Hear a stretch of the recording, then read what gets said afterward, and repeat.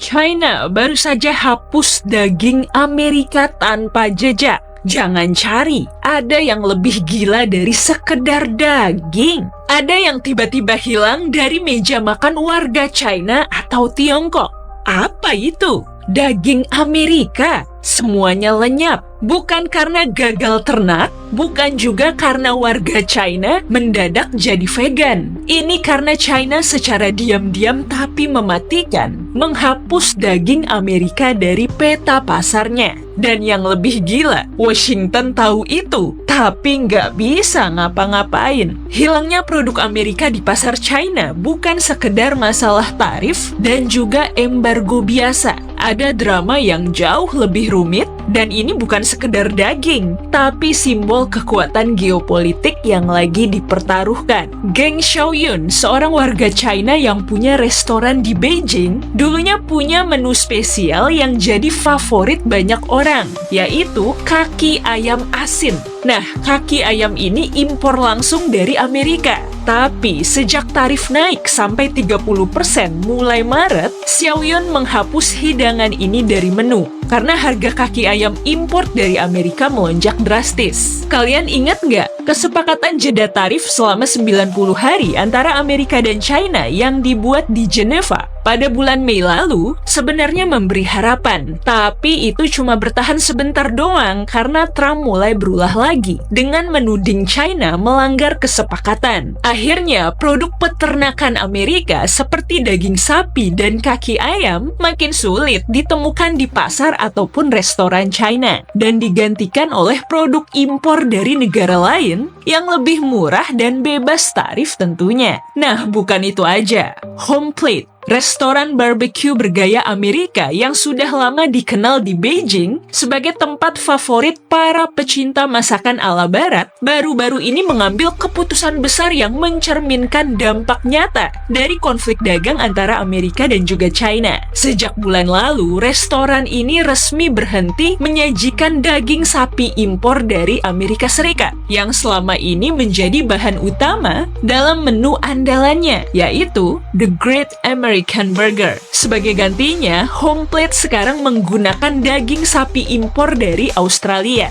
Perjanjian perdagangan bebas antara China dan Australia memberikan keuntungan besar bagi produk-produk Australia, termasuk daging sapi yang sekarang bebas tarif masuk ke pasar China. Kebijakan ini membuat daging sapi Australia menjadi jauh lebih ekonomis dan juga kompetitif dibandingkan dengan daging Amerika yang dikenakan tarif tinggi akibat perang dagang. Sebuah laporan dari Biro Ekonomi dan Ilmu Pengetahuan Pertanian dan Sumber Daya Australia menyatakan bahwa ekspor daging sapi Australia ke China meningkat hampir 40%, terutama karena harga yang lebih bersaing dan akses pasar yang lebih mudah. Studi yang diterbitkan oleh USDA Economic Research Service mengatakan bahwa tarif tinggi menyebabkan penurunan tajam dalam ekspor produk daging sapi Amerika ke China, yang sebelumnya merupakan salah satu pasar ekspor terbesar bagi Amerika. Penurunan ini tidak hanya berdampak pada produsen dan peternak Amerika aja, tetapi juga mengubah landscape konsumsi di China. Dampak ini juga dikatakan dalam laporan dari Rabobank yang memperingatkan bahwa perang dagang berisiko menggeser preferensi konsumen China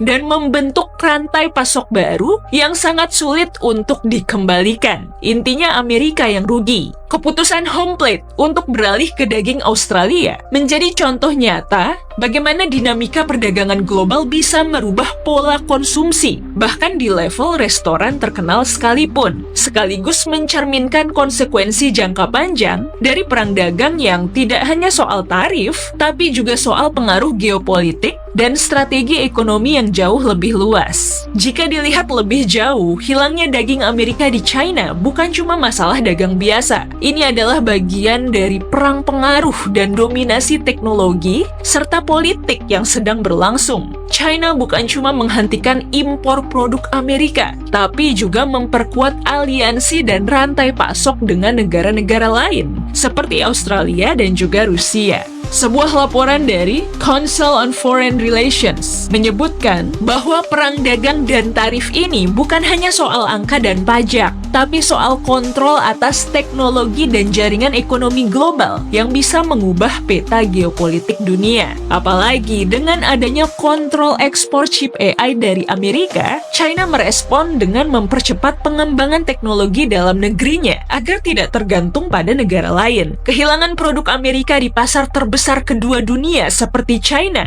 tentu saja membawa dampak yang luas. Para peternak dan produsen Amerika merugi, sementara konsumen China bisa mencari alternatif baru. Tapi, lebih dari itu, ini menunjukkan betapa rapuhnya hubungan dagang global yang selama ini dianggap stabil. Ketika China bisa menggantikan produk Amerika dengan negara lain tanpa membuat riak besar, apakah ini pertanda bahwa dominasi ekonomi Amerika mulai terkikis? Atau justru perang dagang ini akan memaksa kedua negara untuk menemukan titik temu baru? Menurut data resmi dari USDA, ekspor produk pertanian Amerika ke China memang sudah turun drastis, bahkan sejak perang dagang mulai panas pada tahun 2018.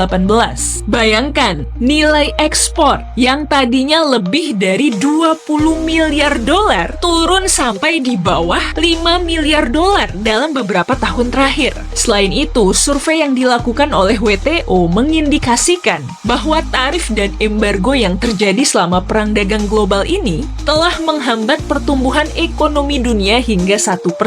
Kelihatan angka kecil, tapi berdampak besar untuk perekonomian global. Di balik layar, para pejabat perdagangan Amerika lagi panik. Washington resmi kehilangan salah satu pasar ekspor terbesarnya. Dan buat mereka, ini bukan cuma soal rugi miliaran dolar, tapi soal harga diri. Seorang pejabat senior Departemen Pertanian AS dalam wawancara off record yang dibocorkan ke media lokal mengatakan, China tidak cuma menutup pintu dagang, tapi juga menghapus simbol dominasi Amerika. Amerika tahu ini bukan cuma soal perdagingan, ini tentang siapa yang punya kuasa mengatur meja makan dunia. Ketika burger Amerika diganti steak Australia di restoran elit Beijing, itu adalah simbol bahwa era baru telah dimulai. Dan Amerika lagi kehilangan pijakannya pelan-pelan. Gedung Putih saat ini lagi dihadapkan pada pilihan sulit. Balas dengan tarif lebih tinggi, China makin mandiri. Lobby dagang ulang? Sepertinya sudah terlambat karena rantai pasok sudah bergeser. Aliansi dengan negara lain, China udah duluan. Menurut Council on Foreign Relations, ini adalah contoh sempurna bagaimana perang dagang bisa jadi perang pengaruh global. Amerika kalah satu langkah, dan untuk pertama kalinya, Amerika tidak bisa kontrol arah permainan. Kalau daging Amerika aja bisa dihapus begitu cepat dan tenang, produk apa lagi selanjutnya yang bakal hilang dari China? Teknologi, energi, atau bahkan dolar Amerika itu sendiri? Sampai kapan drama ini akan berlangsung? Kapan China dan Amerika bisa kembali duduk bersama? Apakah ada kemungkinan China akan membuka lagi pasar mereka untuk produk-produk Amerika? Atau justru makin memperkuat kerjasamanya dengan negara-negara lain? Seiring perkembangan teknologi yang semakin cepat, terutama dalam bidang kecerdasan buatan dan juga manufaktur, persaingan antara dua raksasa ini makin sengit dan berpotensi mengubah peta dunia dalam waktu dekat. Jika kalian yang jadi pengambil keputusan, kira-kira langkah apa nih yang bakal diambil untuk mengakhiri konflik ini? Apakah lebih baik fokus saja pada diplomasi dan kerjasama, atau memilih menguatkan proteksionisme dan memperluas aliansi baru? Dan yang paling penting, apakah perang dagang dan hilangnya produk Amerika dari pasar China ini benar-benar akan mengubah keseimbangan dunia? Drama ini masih panjang banget dan bakalan terus berlanjut. Jadi, pendapat kalian sangat penting loh untuk membuka diskusi yang lebih luas tentang masa depan geopolitik dan ekonomi dunia. Apa menurut kalian ini hanya babak awal atau justru klimaks dari sebuah drama global yang akan menentukan nasib dunia? Gimana pendapat kalian? Banjirin kolom komentar yuk. Kalau kamu suka video ini, klik like dan share ke teman-teman biar makin viral. Makasih sudah nonton.